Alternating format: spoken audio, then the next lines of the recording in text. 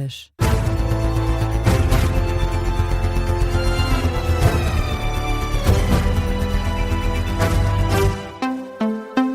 As notícias com Miguel Gato. Os 14 polícias detidos no âmbito do caso de alegada tortura e violação na esquadra da PSP do Rato em Lisboa conhecem hoje as medidas de coação. O Ministério Público pediu prisão preventiva para 4 polícias, sendo um deles chefe da PSP, prisão domiciliária para 3 agentes e para os restantes suspensão de funções e proibição de contacto com as vítimas.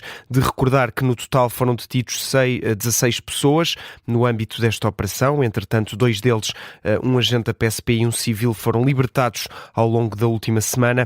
Dos 15 polícias detidos, 14 são suspeitos de 19 crimes de tortura, além de outros que incluem ofensas à integridade física, abuso de poder e falsificação de documento em 9 casos apontados pelo Ministério Público, referiu a agência Lusa, fonte próxima do processo.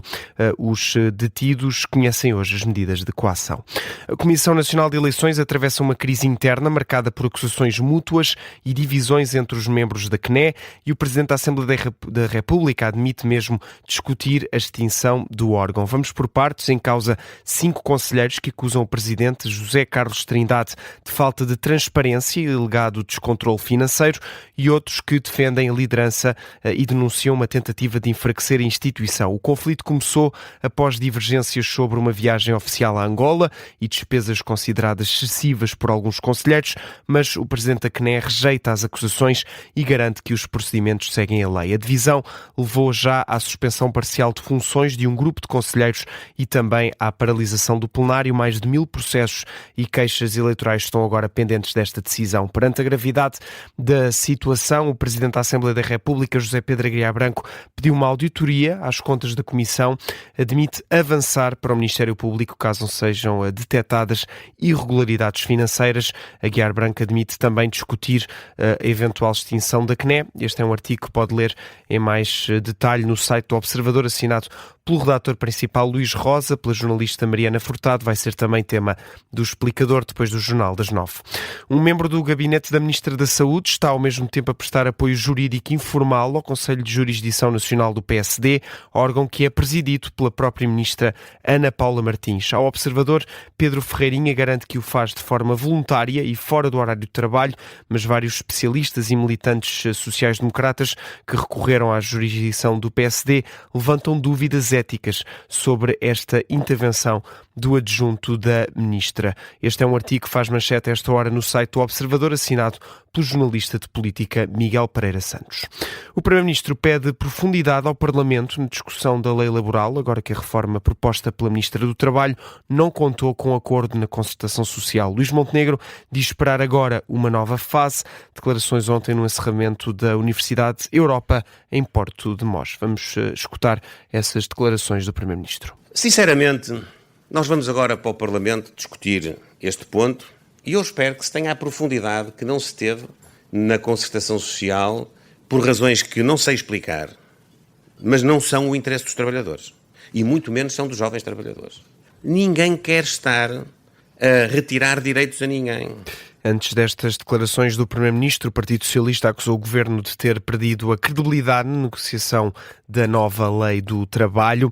O Secretário-Geral José Luís Carneiro considera ainda que o Ministério do Trabalho deve levar ao Parlamento uma proposta que inclua as alterações acordadas em sede de concertação social. Vamos aguardar pela proposta que o Governo leva à Assembleia da República. Há uma resposta que tem de ser dada por parte do Governo, que é esta. O Governo vai levar uma proposta à Assembleia da República que já contemple as alterações sobre as quais tinha havido acordo. Do meu ponto de vista, seria um caminho adequado. Ou vai levar a proposta tal qual a apresentou, sem ter em consideração as matérias nas quais houve acordo. Será um caminho menos adequado. Mas, portanto, a bola agora está mesmo, já que estamos a falar de desporto, a bola está mesmo do lado do Governo. Foi o que disse ontem o secretário-geral do PS, José Luís Carneiro, em Faf, no distrito de Braga. Há pelo menos um caso de antavírus entre os 17 cidadãos norte-americanos que foram retirados do navio de cruzeiro MV Ondius, mas não apresenta sintomas. Este cidadão, informação avançada pelas autoridades de saúde dos Estados Unidos. Estes 17 cidadãos norte-americanos vão agora cumprir um período de confinamento de 6 semanas, 42 dias, é o que aconselha a Organização Mundial da Saúde. Horas antes, o primeiro-ministro francês, Sébastien Lecornu, indicou na rede social X que um dos 5 franceses retirados deste mesmo navio e repatriados no domingo para a França apresenta sintomas de antavírus. Ainda assim, o diretor-geral da Organização Mundial da Saúde, OMS, Tedros Adhanom, diz que não há para já motivos de alarme. Many of them are elderly and they have many other chronic conditions. A maioria são pessoas idosas com muitas outras doenças crónicas e podem ter sintomas associados a isso. Se houver sintomas, não significa que estejam relacionados com o antavírus, mas também podem estar. Ainda assim, sei que os peritos franceses farão tudo o que for preciso para gerir esta situação.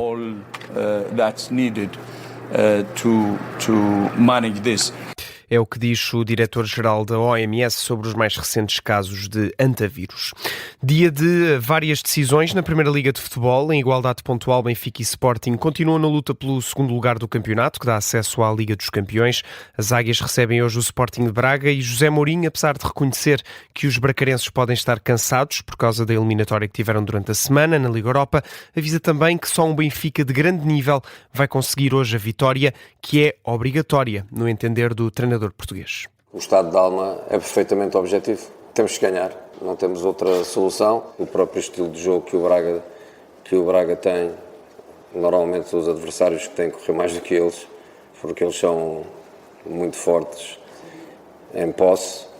Sempre está grande atenção a isso, mas penso que eles ainda precisam de qualquer coisa para confirmarem a quarta posição.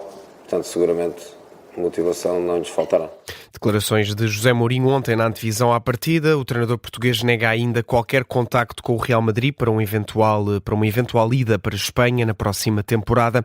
Além do Benfica, também entra em campo hoje à noite o Sporting. Em Vila do Conde, os Leões defrontam o Rio Ave e o treinador leonino Rui Borges dá o mote à equipa para este jogo.